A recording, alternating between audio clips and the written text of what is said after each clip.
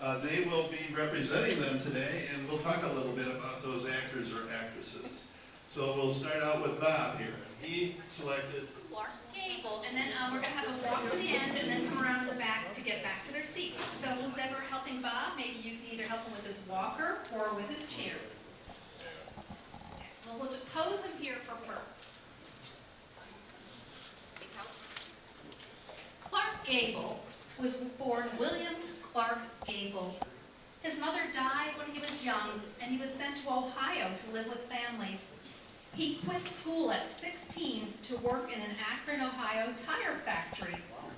Then he toured the theater companies, worked in oil fields, and sold neckties. His first wife, his acting coach, was 15 years older than he. His second wife was 17 years older. He then became MGM's most important star. His beloved third wife, Carol Lombard, was killed in a plane crash.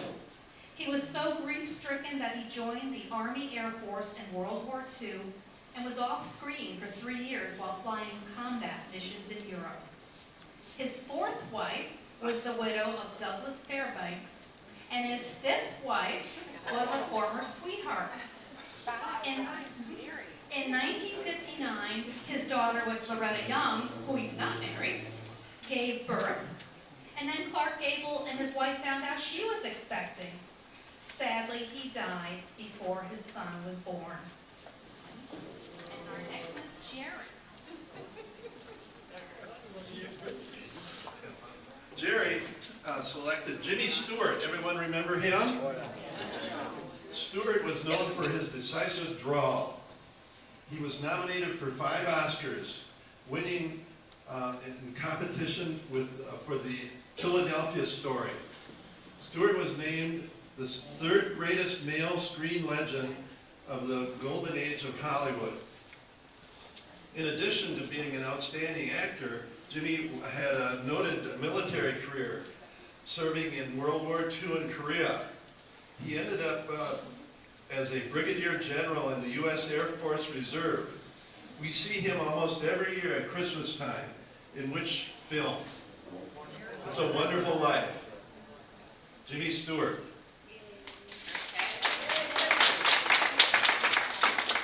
Okay, Cy Roberts, he picked Edward G. Robertson.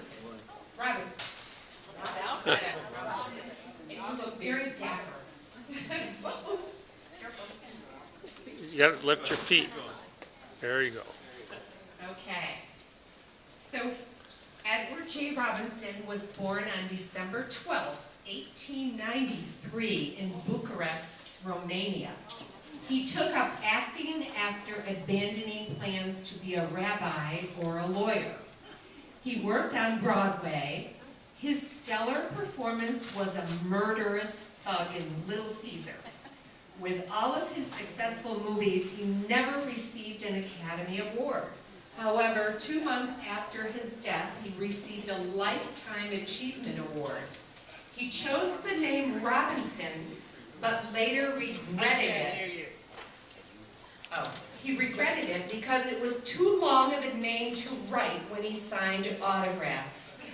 When he died in 1973, his estate was worth millions, but most of the investments were in art instead of property.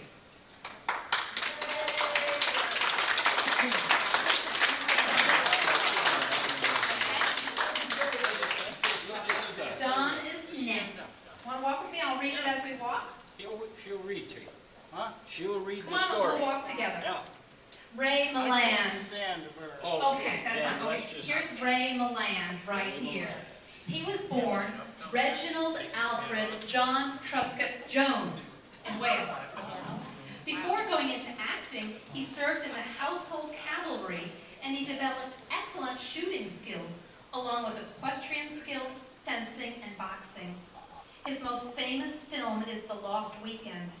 However, when he was filming Dial M for Murder, he and his co-star Grace Kelly were reported to have a scandalous affair which nearly ruined their careers. As the years went by, he gradually disposed of his long-standing toupee And he ended his career with run-of-the-mill TV films.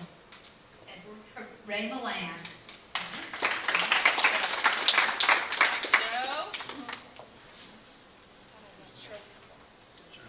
Okay. Joe, you're next. What are you going to do? We'll walk with you. Okay. Maybe you want to walk by yourself down the... Oh, she said she was going to dance, too. Okay. Shirley Temple. Whoops. She was easily the, oh, well, yeah, sorry. She was easily the most popular star of all time. She got her start in the movies at age 3, and by the time she was 5, she progressed to superstardom. She could do it all. She could sing, she could dance, and she could act. Fans will always associate the song On the Good Ship Lollipop with Shirley Temple. Fans ultimately bought millions of dollars of dresses, dolls, records, hats, and that had her likeness on them. She was a box office champion through 1935 to 1938, beating out many other famous stars. In later life, she became an ambassador to Guyana and Czechoslovakia. Next, we have Bill, who's Humphrey Bogart. Okay. Now, Bill, come on and walk the red carpet. Okay. Doesn't want to walk. Okay. You don't want to walk? We'll just... Okay, Humphrey Bogart was born on December 25th, Christmas Day, in 1899 in New York City. He began his career on Broadway in the 20s. This led to B-movie parts in the 1930s Hollywood. His turning point came in the 1940s with his legendary roles in The Maltese Falcon and Casablanca. He married several times in his life, with his last wife being Lauren Bacall. Jim Hop, and maybe Carol, you can walk Jim down the red carpet here. Jim, you are Robert Redford. So come on and make your stroll, handsome man.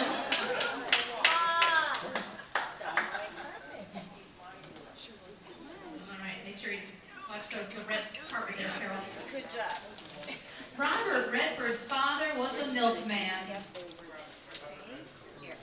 Just tip. Right here. and Robert started out as a box boy at the local supermarket. Turn this way. He was fired for that, and his father got him a job at Standard Oil, from which he was also fired. He received a baseball scholarship to the University of Colorado, where, according to him, he became the campus drunk and was either expelled or dropped out. He moved on to Europe and became an actor, director, producer, and dedicated environmental activist. He's famous for Butch Cassidy and The Sting with Paul Newman, and The Way We Were, and he won an Oscar for Ordinary People. Robert Redford. Okay, Bobby H. is Roy Rogers. Bobby, Bobby, you want to stand up? Well, can you walk on the red Bobby, carpet? Roy Rogers was your favorite actor, right? Well, Roy Rogers was an American singer and cowboy actor known as the King of the Cowboys. He appeared in over 100 films and got radio and TV episodes as well. I can remember growing up sitting at the kitchen table at night doing homework, listening to Roy Rogers, among others. He appeared with his wife Dale Evans, remember Bobby? His golden Palomino Trigger, and his German Shepherd dog Bullet. His radio show ran for 9 years before moving to TV. He had a number of sidekicks, including Andy Devine and Gabby Hayes. His most famous songs were Happy Trails and Home on the Range. Roy Rogers.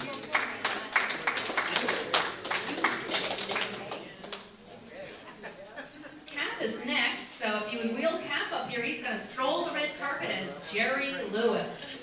Cap wasn't here last week, so we tried to choose a movie star that we thought would fit his personality. Here comes Jerry Lewis. Lewis was born in Newark, New Jersey in 1926. His name was Joseph Levitt. His mom and dad were vaudeville entertainers. His dad was an actor, performer, and his mother played the piano. He met Dean Martin in 1945 and developed their act, playing at such clubs as the Copacabana. They paid,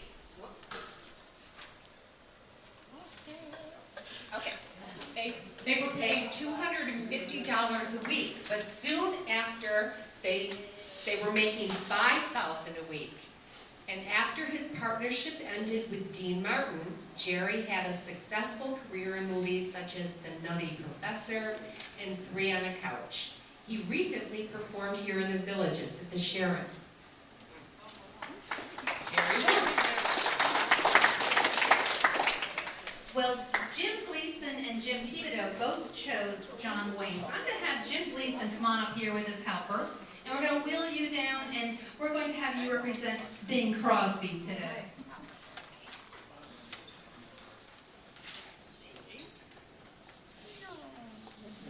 Come along here, Bing, and we'll stroll the red carpet.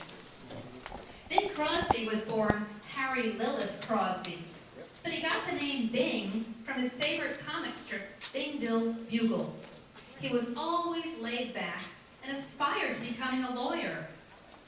He did a radio show for over 30 years and started in the movies with musical comedies in 1934. Most famous were the Road Pictures with Bob Hope. The only Academy Award he won was for The Bells of St. Mary's. He has recorded over 300 single songs, and his most famous is, anybody want to guess his most famous? White Christmas. An avid golfer, he started the National Pro-Am Tour, and appropriately, he died in 1907 in Spain while on the golf course. Bing Crosby.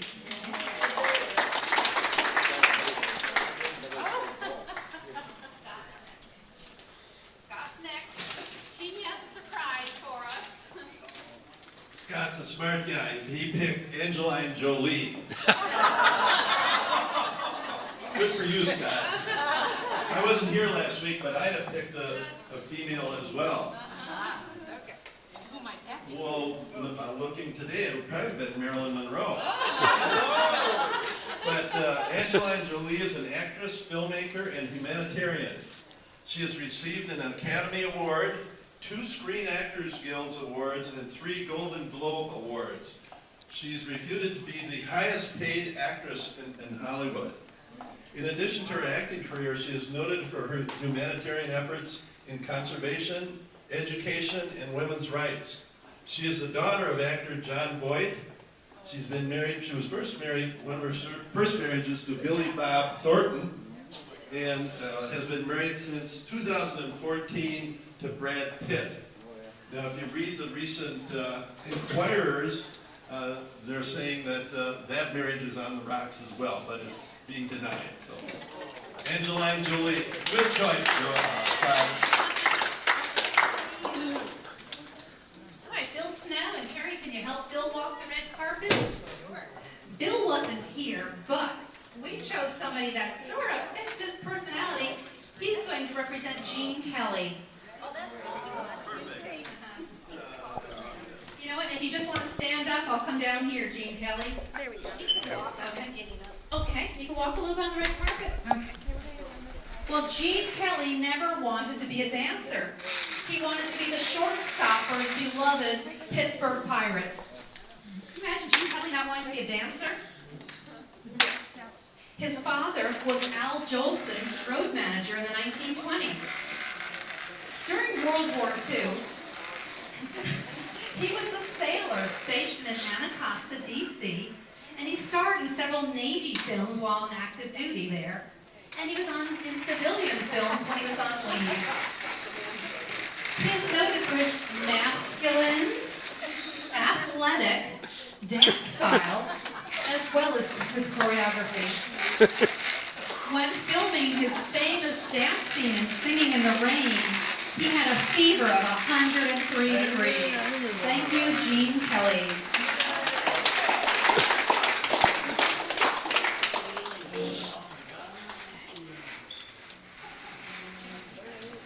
Jim Tebow has selected John Wayne, and he's dressed the part today. The nickname. You're John Half Wayne. What Come was on, his John nickname? Wayne. That would be The you. Duke.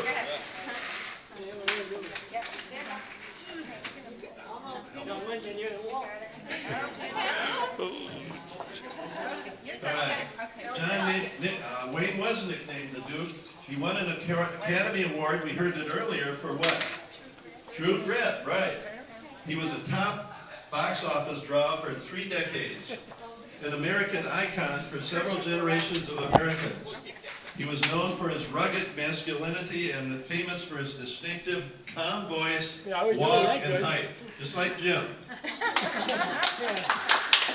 He appeared in many, many Western movies and war movies, including Stagecoach and The Longest Day.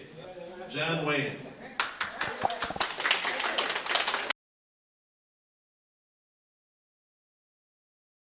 Maybe we should have the rest of them walk this way. Next we have Clara Bow. Betty's next as Clara Bow. Her tummy.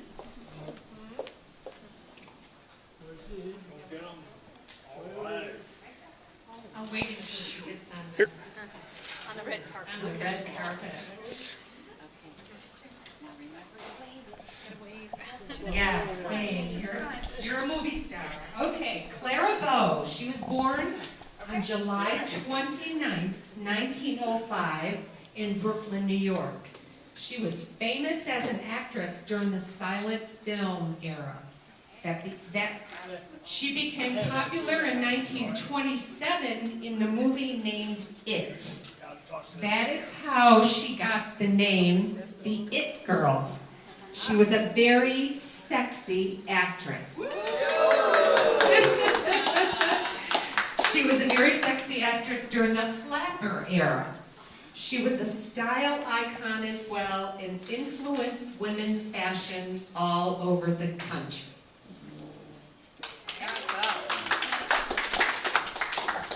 If someone could help Yvonne come up here and do the red carpet. Yvonne is Liza Minnelli. So come on and walk the red carpet, Oh, you're Yvonne. gonna do it that way? Yeah, why don't you walk this way? Liza Minnelli was first famous for being the daughter of Judy Garland, having done her first film in the good old summertime as a 3-year-old with her mother and Van Johnson in 1949. Her own career started when she was in her teens in New York City. She quit school and went on Broadway, winning a Tony Award at 19, one of the youngest people ever. Such talent. She won an Oscar for her role. Anybody want to guess? Oscar? Cabaret, right. But then she had her ups and downs in the movies for over the years. Camera. In 1981, the film Arthur with Dudley Moore gave her career another boost. Currently, she does many live performances and concerts each year. Welcome, Liza Minnelli.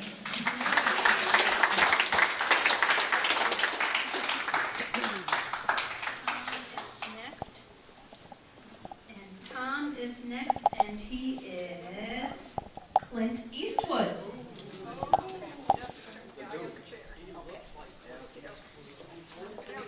Tom will walk you down this way, down the red carpet. Clint Eastwood. He looks just like him. Come on, go ahead, make our day. Get up here.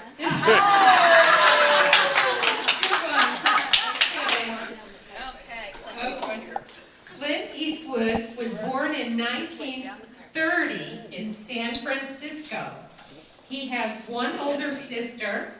He worked at odd jobs during the Depression as a hay baler, a logger, and a truck driver. He also graduated from a technical school.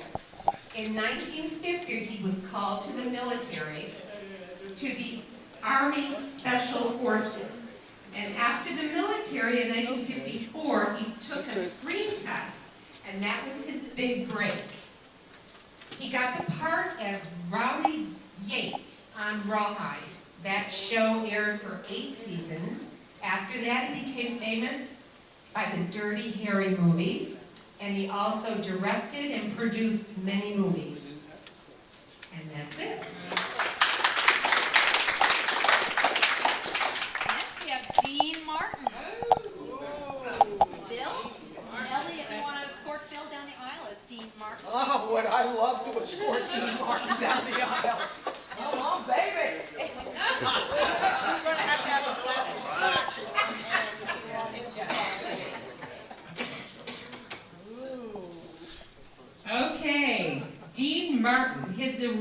real name was Dino Paul Crocetti. He was born in 1917 in Steubenville, Ohio. He was in the Rat Pack with Sammy Davis Jr. and Frank Sinatra. He began his career by singing in nightclubs and then his partnership with Jerry Lewis. He had a very successful TV variety show for many years. He never rehearsed. He just appeared before the taping and winged it. His most famous songs were That's Amore, When You're Smiling, and Oh Marie. Are you going to sing us a Dean Martin song? Yes, you said last week. Good, yeah. He's got his own, Okay, he's got his own Dean Martin song. Okay, Yes, he does. go ahead. Get my truck. No, No, you do. is that it? No, What's your favorite Dean Martin song? Okay, Okay. you were singing one last week for me, and you told me you were going to do it this week. Did I get paid? No, that's why you're not doing it right now. I guess I got to raise the wages. What is it? How about When You're Smiling? Every day. Buddy. Give him the mic. Buddy, sometime. There we go. Love. Everybody falls in We love. don't take boys. Okay. Go ahead. Next, we have Captain First Kangaroo. time. Captain Kangaroo.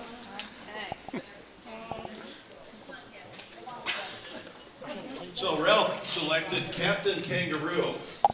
We didn't see him in a lot of movies, but as all of us as children growing up saw him every morning on TV. Captain Kangaroo was played by Bob Keeshan.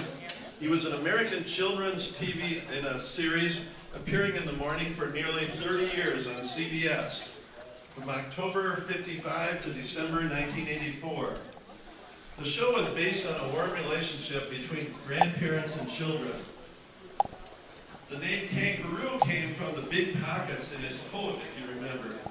He would tell stories, greet guests, and indulge in silly stunts with humans and puppets. The opening theme, anyone remember, was Puffin' Billy. No, I don't remember it. Well, that's the last of our... Captain Kangaroo just asked me out for a beer. Oh, good.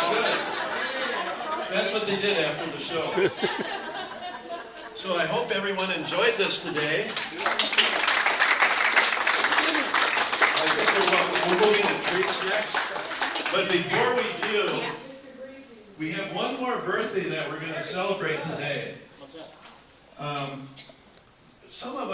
Most of us have a birthday every year. Now there are some people that have one, Ellie, every how many years? 4. Every 4 years.